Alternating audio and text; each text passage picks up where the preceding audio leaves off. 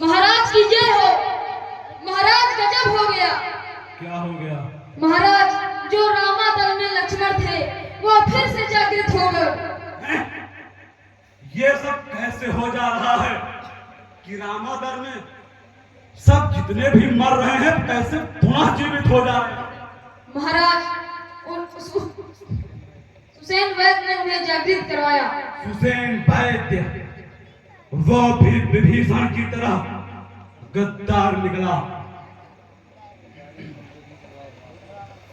उसको तो सजा हम देंगे, अवश्य देंगे, जरूर देंगे। बोले राक्षस भाई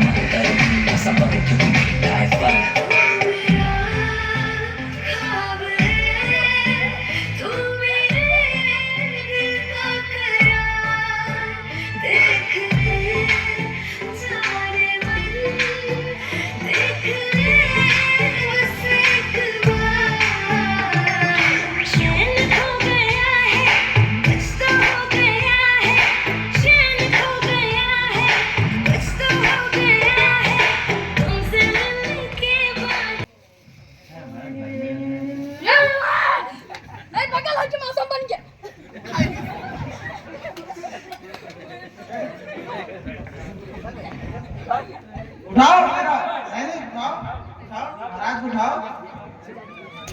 ज्यादा खैरियत क्या होए?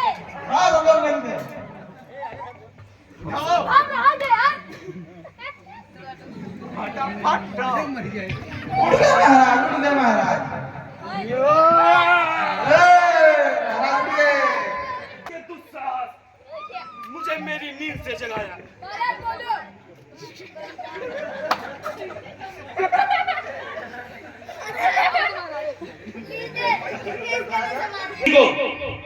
जी महाराज।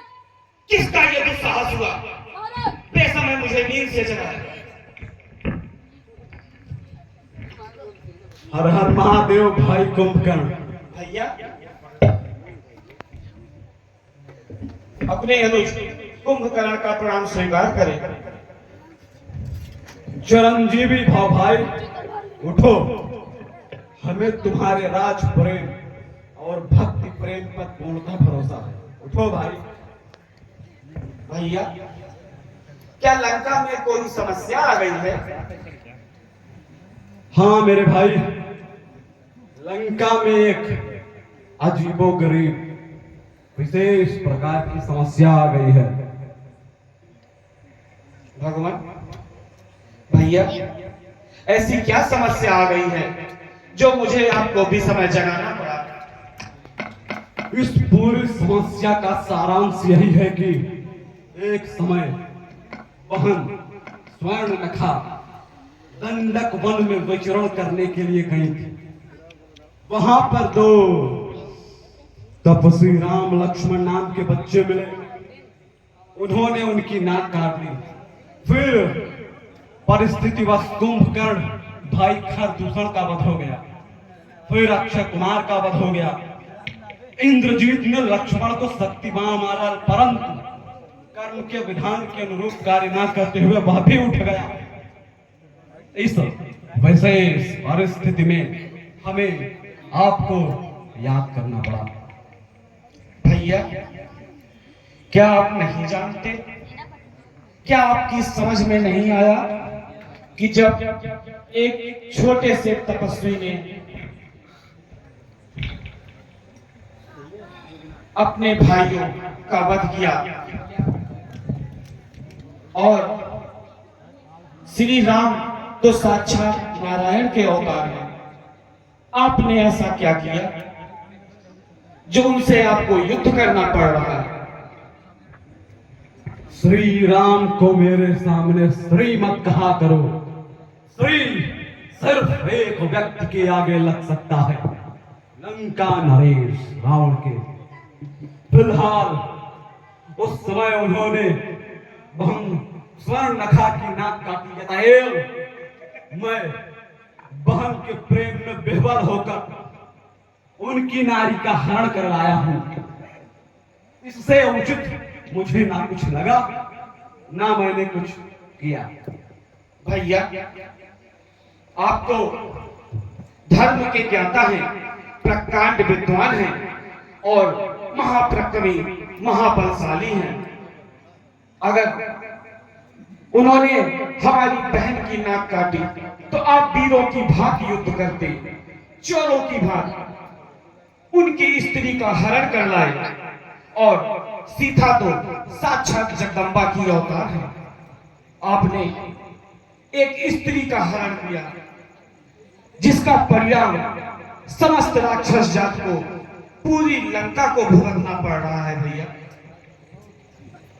तुम्हारे कथनानुसार हमने माना कि राम श्री नारायण है, जानकी कोई और नहीं, स्वयं लक्ष्मी का स्वरूप है।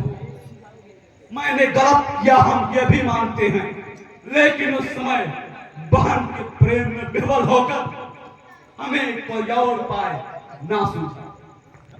ठीक है, अक्षय कुमार का वध हमारे कारण हुआ, जाम्बुवाली मेरे कारण मारा गया, नरांतक देवांतक मेरे कारण मारे गए, सब हमें स्वीकार है।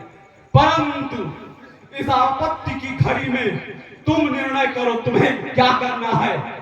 मेरे लिए लड़ना है या मेरी गलतियां गिनाना है, क्योंकि आपत्ति काल में वह व्यक्ति जो आपकी गलतियों को गिनाए, उससे बड़ा आपका दुश्मन कोई नहीं हो सकता।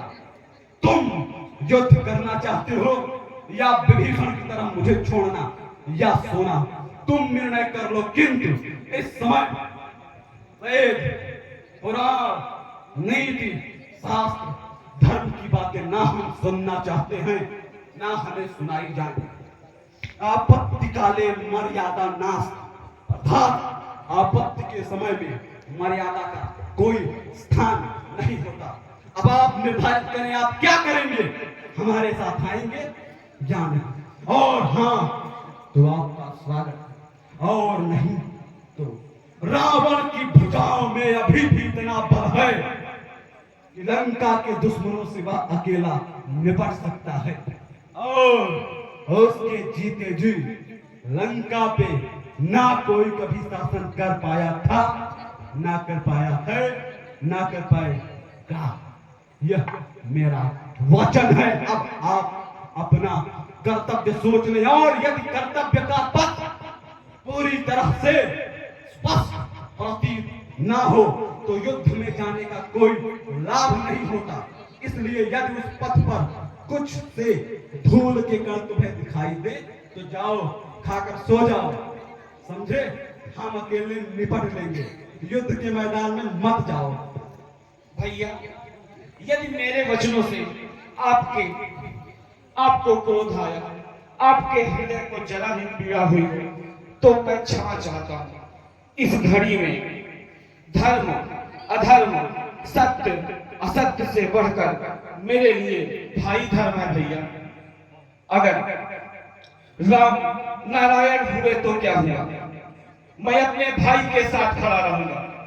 आपके लिए भैया मैं उस नारायण से भी भिड़ जाऊंगा।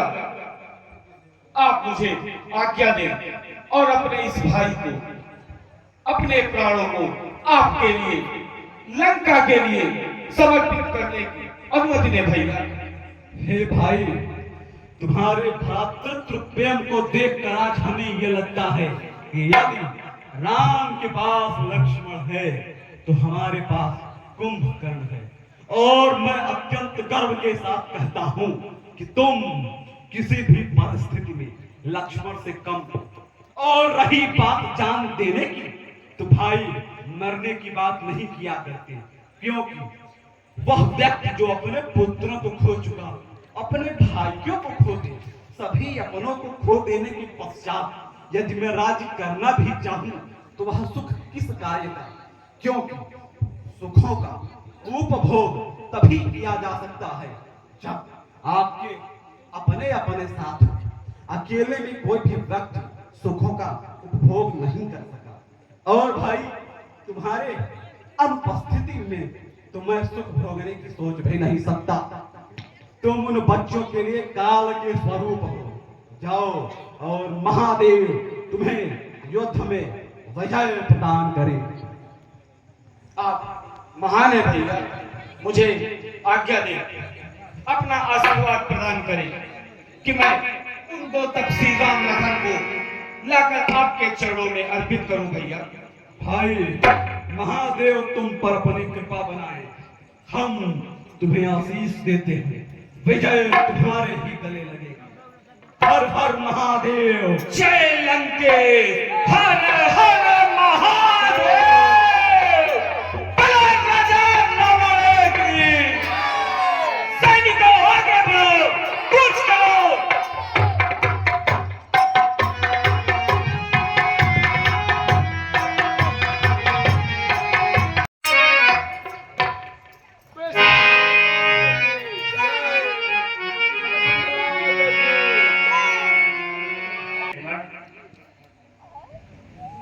आज युद्ध का प्रथम दिन है, इसलिए मैं स्वयं जाऊंगा। जाओ, तुम विश्राम करो। ठीक है भैया, मैं आपके साथ रहूंगा।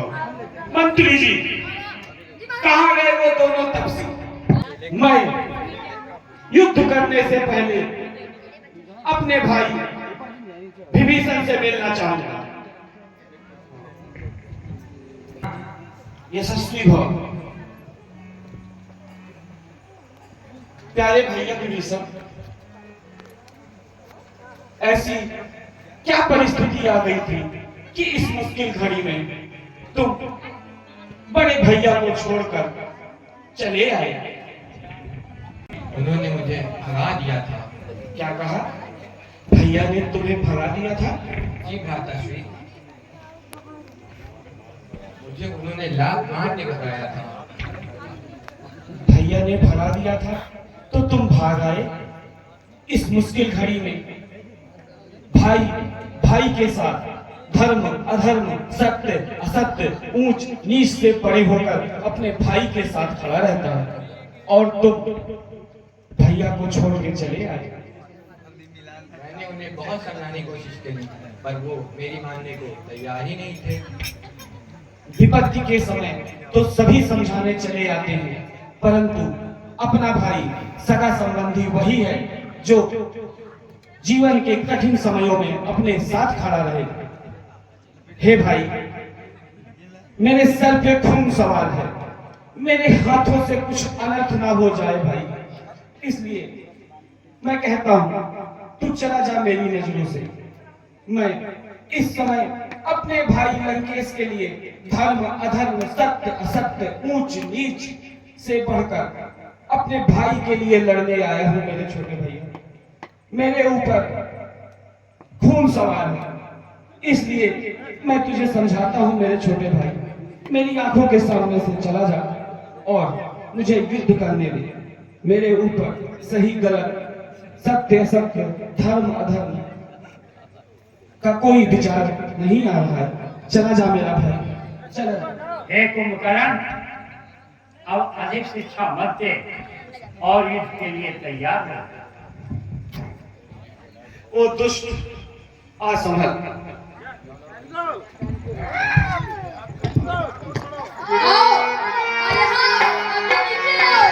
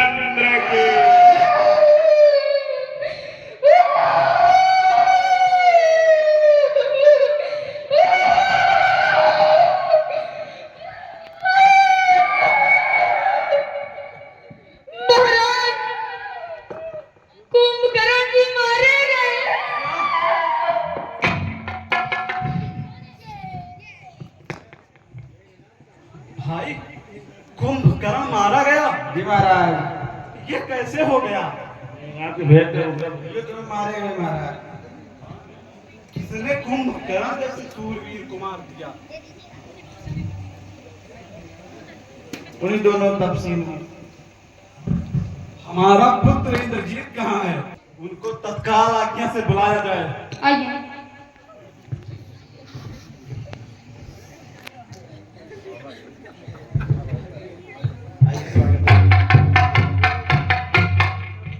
बेटा इंद्रजीत, जी पिताजी। पता नहीं किस तरह से बताएं हम आपको, लेकिन आपके काका कुंभकर्ण का वध हो चुका है। क्या मेरे काका कुंभकर्ण का वध हो चुका है?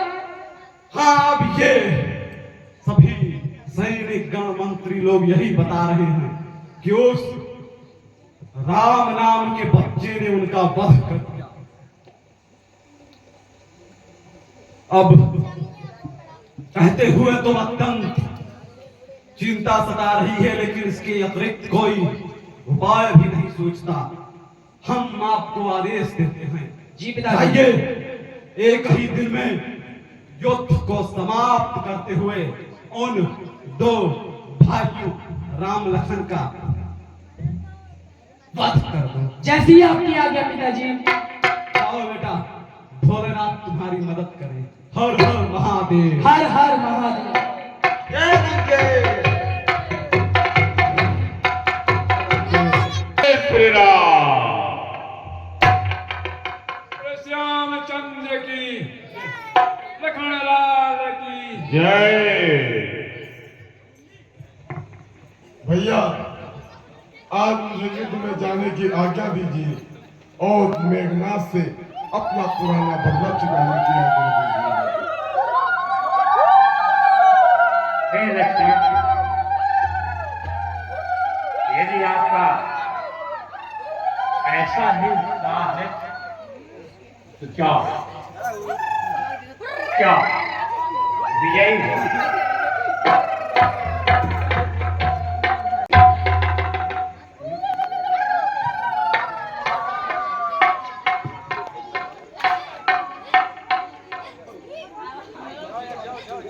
हे दुष्ट मेघनाथ, उस दिन तू धोखा देकर चला गया था, लेकिन आज नहीं बचने पाया। मुझे देख और अपने पाए हुए भगवान विष्णु के वरदान को देख। किया है स्वयं मेरा वश भूमि की सैया पर, या भोजन फलों का और विजय पाई मुद्रा पर। किया है काम को बस में, लगाई चैन को ठोकर, भुलाया अपने जीवन को, चला संन्यास के पथ पर। उठाए कष्ट इतने, तब कहीं पूरा न होगा। मेघनाथ समझ ले, आज स्थिति तेरा सुरपुर गमन होगा। तू उस दिन बच गया था, लेकिन आज तू नहीं बच पाएगा। आजा दोस्त। चल सरल।